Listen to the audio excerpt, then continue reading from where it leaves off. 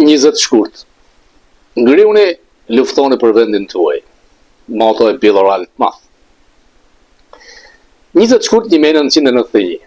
Rastësisht, por dhe me fat që fotot e para të rënies bustit të diktatorit i kam kryer me një aparat, dhe ka qenë hera parë një dëntime që merre një fotografi.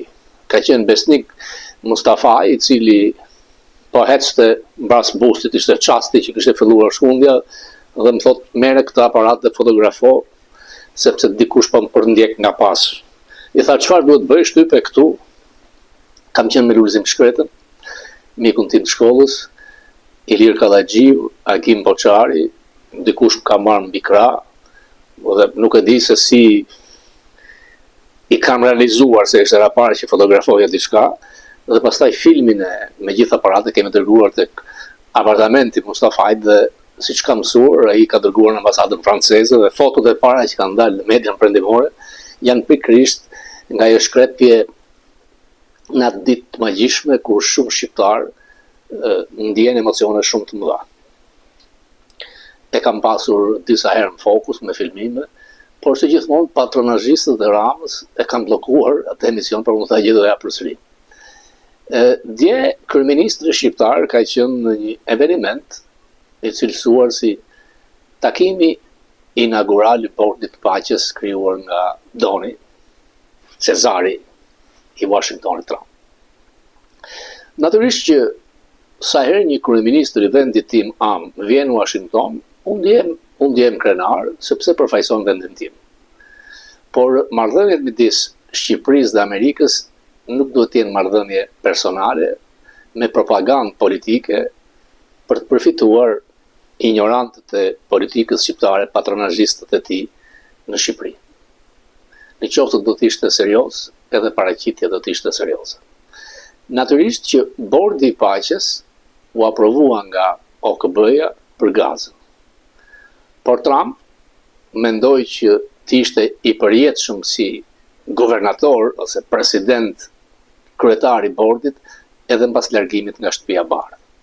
Dhe kjo krijoi problemin e jurisdiksionit si një organ paralel me OKB. Ndaj, elita perëndimore e Evropës nuk e pranoi ftesën e tij. Merz, Macron, Meloni, kryeministri britanik dhe të gjithë vendet perëndimore. Tek Bordi i Paqes, që nuk është thjesht për gazën, ku nuk ka asnjë strukturë demokratike, sepse Trump vendos veten kryetar i pavotuar i përjetshëm, madje tek bordi ekzekutiv fut dhëndrin e tij mediokër si kushtur, nepotizëm më të madh nuk ka. Ti e ka thënë do t'i japë titullin i dërguar për paqen. Dhe ai fillimisht jo ka dërguar thuhet 60 deri në 100 vendeve që të bëhen pjesëtar themelues të Bordit të Paqes. Ju e mbani mend se si fluturoi Rama, sikur ishte një ftesë personale, nuk që, dhe ata u tallën me të duke mos e ftuar në Davos.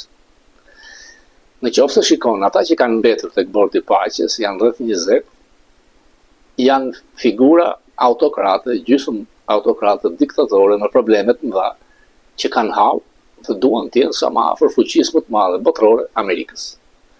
Kanë të drejtë, kanë.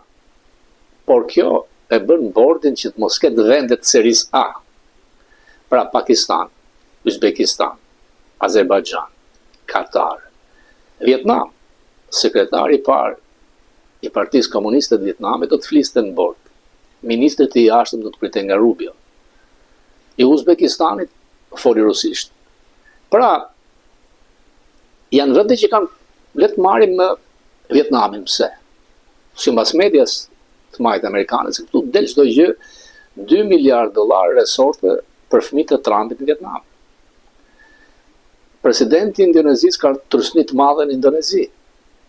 Është kapur në mikrofon kur i thot Trumpit që djali i yt të takoj mua, rreth $2 miliard deri $1 miliard. Witkoff, i cili qëndronte pa pikturpi tek ai podium i madh, nuk ka asnjë përvojë diplomatike. Si pas medias këtu po përfiton miliarda dhe ai. Është rasti i hotelit Roosevelt në Manhattan. Pronë e qeverisë Pakistanit, kanë pranuar që t'jenë 50 me qeverinë amerikane, por është si PPP. 1 miliard janë për Witkoff, i cili nuk e ka idenë se çfarë kryen, në fakt është sekretari i shtetit de facto. Më i besueshmi nga Trump e dërgon në bisedat me Iranin, me Ukrainën, dështim.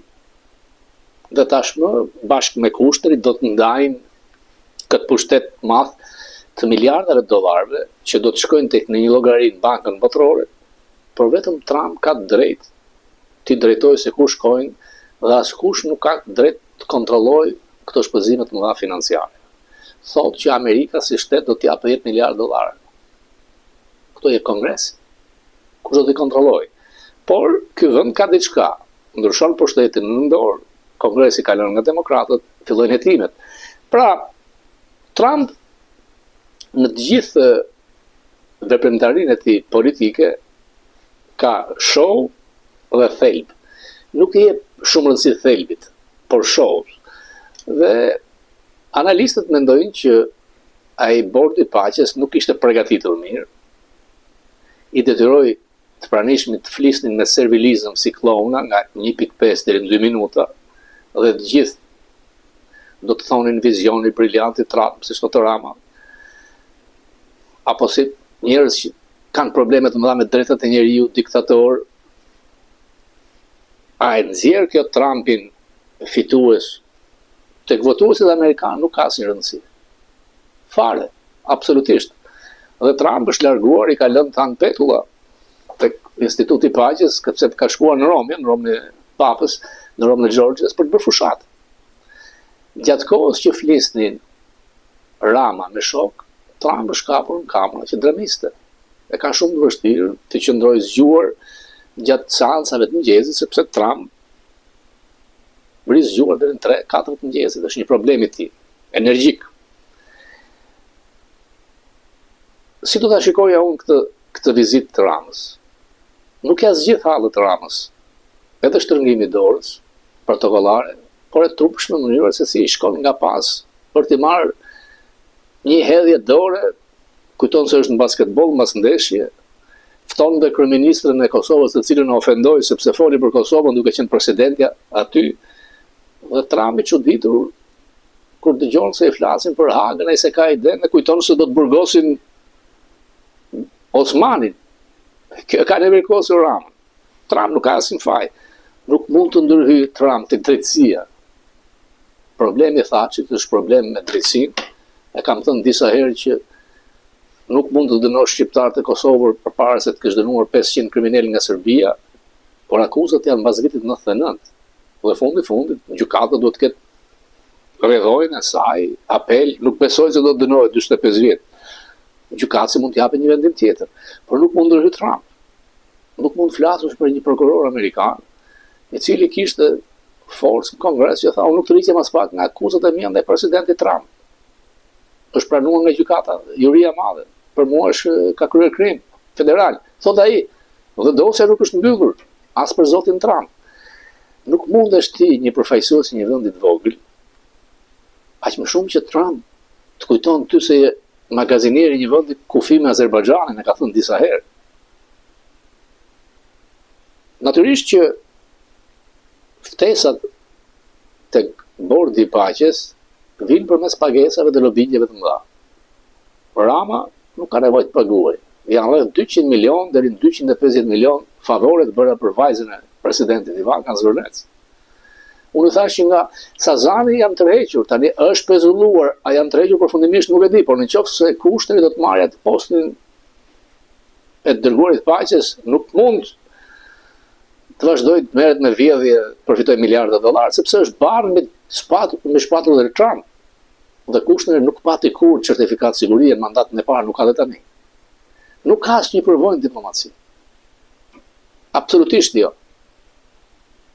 Dhe nuk mund të bësh marrëveshje diplomatike kur nuk ke përvojë diplomatike, sepse tallet rusi, tallet kinezi.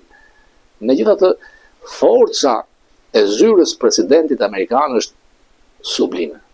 Ndaj tij janë përkulur të gjithë, si klon, si bufon, sepse duan të marrin sa do pak vezullim nga ajo zyre e pushtetshme e superficisë vetme.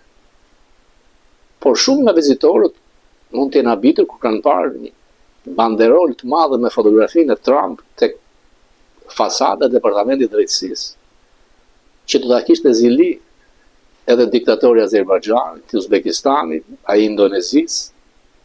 Amerika përjeton në çaste ndryshimit të mëdha me Trump. Natyrisht që Trump u votuar për problemet këtu në Amerikë, as për Gazën, as për Ukrainën, dhe as për të pasuruar familjen e fëmijëve të llastuar. Por këtu ka drejtësi. Ky shtet funksionon. Madje kontrollon dhe vetë presidentin. Për vendet vogla, si ne, natyrisht që Amerika është aleat strategjik. Por hallet personale të çdo figure politike nuk mund të kalojnë me një shtrëngrim duarsh ose vrapim nga pas siklon. Jo. Spaku vazhdon. Edhe pse ndihem mirë që kryeministri i vendit tim na përfaqëson në një organ që nuk është siç duhet ishte nga ana demokratike, nga problemet mëdha perëndimin, por fundit për mua është që Kosova është aty. Kjo është suksesi për mua. Por presidenti i Kosovës u ofendua nga Rama kur ai foli në emër të Kosovës, nuk ka drejt. A ka pasur marrëveshje, nuk e di. Kurti do të marrë një vendim. Kosova duhet përfaqësohet nga kryeministri tek bordi i paqes. Të provojë dhe deri ku është toleranca amerikane ndaj tij. Ndërkohë që Rubio ka takuar ministrin e jashtëm komunist të Vietnamit, të Indonezisë, nuk ka pasur takim me Rama. Përse Rama ka marrë me vete ministrin e pushtetit lokal, vendor.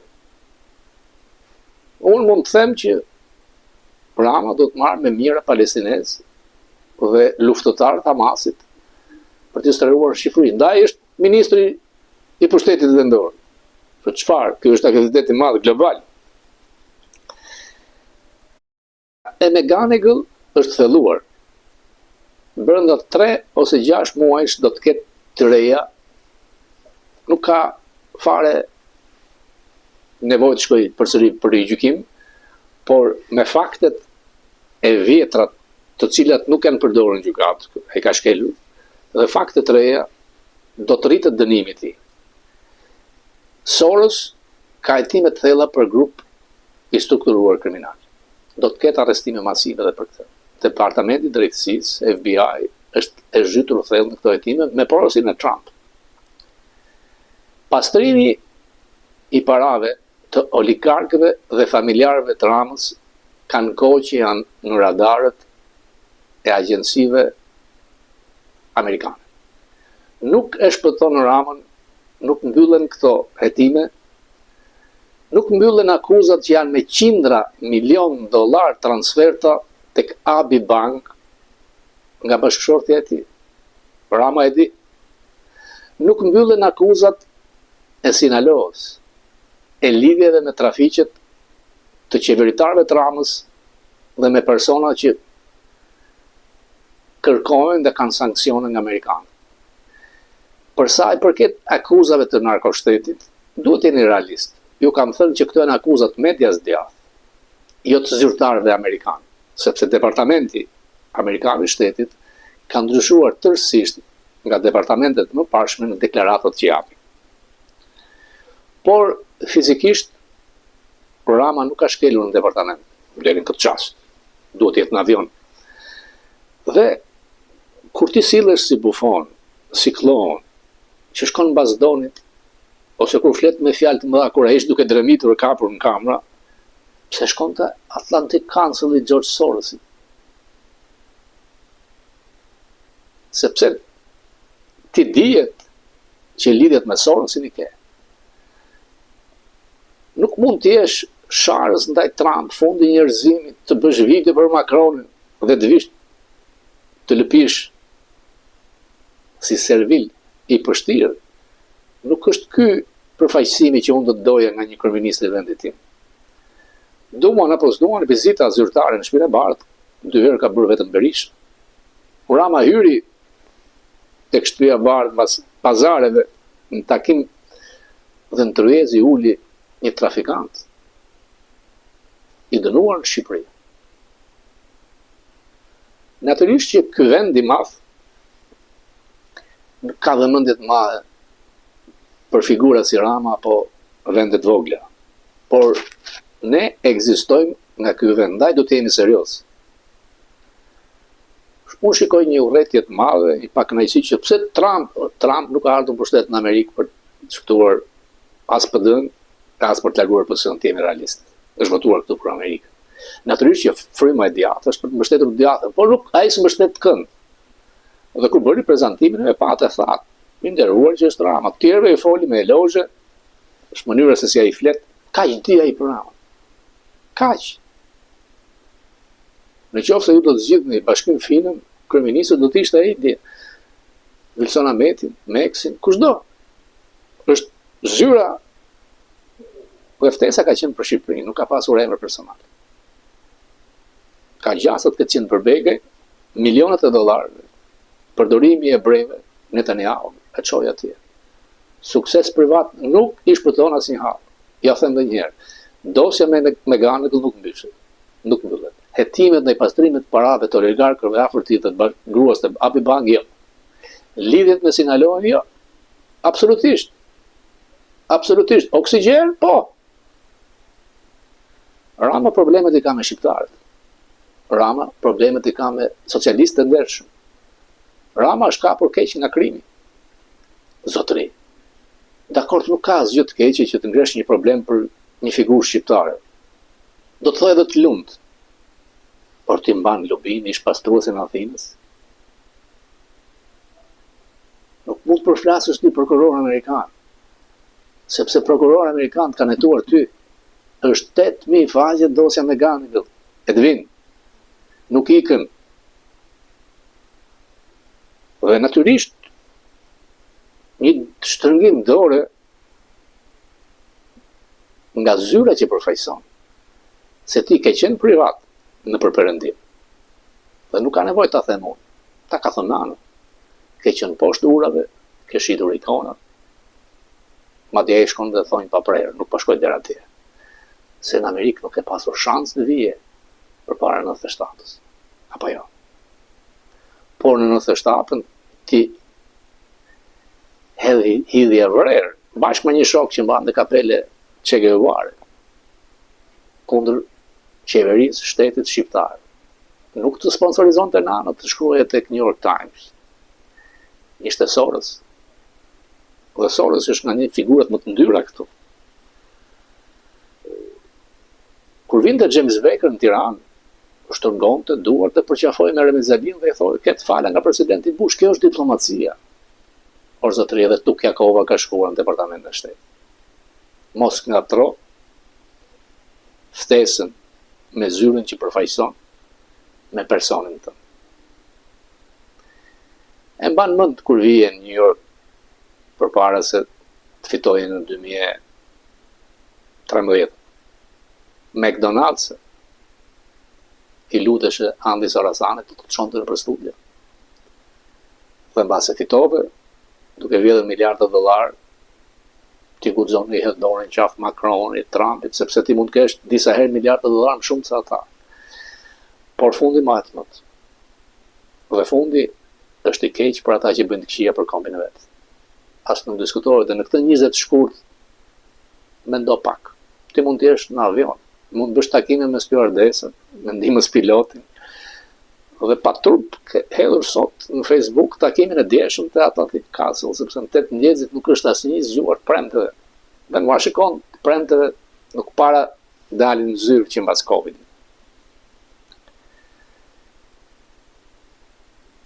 E keqja në Shqipëri ka një emër. Ai quhet Edvin Rama.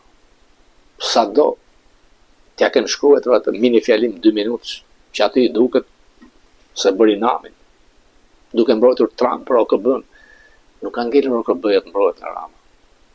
Sepse ti si ligavec në kohën e Bidenit, ty të futën të bashkë drejtues Këshillit të Sigurisë, ta bërin deri në ky vend i madh. Me tani kërkon ta sabotosh, a ke kaq fuqi? 2 javë përpara ishe pro Kinës. Por ne kemi rrezitur të gjithë me pasaportën evropiane. Por në minutë të bën në ngrat. Unë ku ta gjej që ti të ndërtosh marrëdhënie serioze me këtë vend të madh. Sepse ne ekzistojmë për tyre. Por kjo nuk t'i heq hallet. Nuk ta mbyll dosjen me Gamit. Nuk të mbyll akuzat për Sinaloa, Sinoriega. Nuk të mbyll akuzat agjencive amerikane për pastrim parash të oligarkëve tu, ti di. Bashkëshortes tënde të hapi bank, $100 milion transferta. Dhe ti ke frikë, edhe nga Zvicra, ku pritë të flasë më shumë. Ai që ka qenë bashkëpunëtori yt më i afërt dhe të di pisliqet mbase edhe më shumë se sa ish pastruesi i Athinës. Edhe një herë kthehem 20 shkurtit, asaj dite të bukur, madhështore, kur e gjithë Tirana doli në të shesh, jo thjesht shkurte një bust të metalt, por duke menduar që Shqipëria shpëtoi nga një e kaluar e keqe diktatoriale dhe po hynte drejt ëndrës së Evropës. Kanë kaluar thuajse 35 vjet dhe shumë nga ata ndihen të zhgënjur. Natyrisht, duke pasur kryeministër një të tillë, por edhe figura anti-shqiptare në politikën e Shqipërisë. Shqipëria natyrisht që meriton më shumë.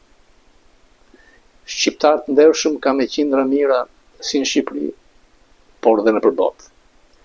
Dhe këtë da them që janë me mira dje me vajzat shkolluar, që na bëjnë të gjithë të ndjehemi krenar. Unë them, dhe unë mendoj se disa prej tyre mund ta kishin shpëtuar Shqipërinë. Unë besoj. Faleminderit.